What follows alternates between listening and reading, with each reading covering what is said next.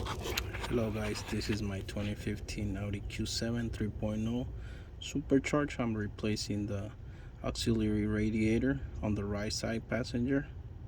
So I already removed everything. So I'm just gonna tell you what to do. So as you can see, you have to do a lot of work. A lot. There's a lot of bolts everywhere.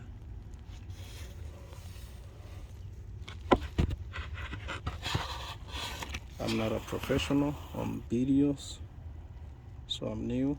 So if you want to subscribe so I can get more viewers, subscribers, so you can help my channel, I would really appreciate. So as you can see, I haven't seen any videos about this type of vehicle SUV, so I'm just trying to point the things that I struggle. So this is one of them that you're gonna have to use this, and then right here on top,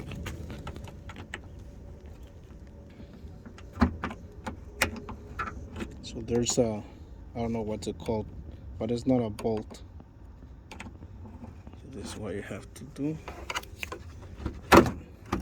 Then bam. So you have to get the stuff from under the bottom. So as you can see, it's already over there. Has bolts, has like 6, I think. So as you can see, and for the radiator, it has 3 bolts. So one of them is here, the other 2 are right here, right here. So you can see it's really hidden. Oh, it's right here. And you have to, I have to remove the headlight as well. Look at this bolt, and that's it. And the bolts are right here. One of them for the headlight. It's like 3 of them right here. The next one.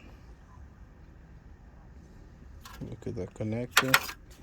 Okay, it looks simple, but it takes time. Then after that, but these 2 as well. If you want to replace the air filter. Thank you very much for watching. I will keep uploading more videos.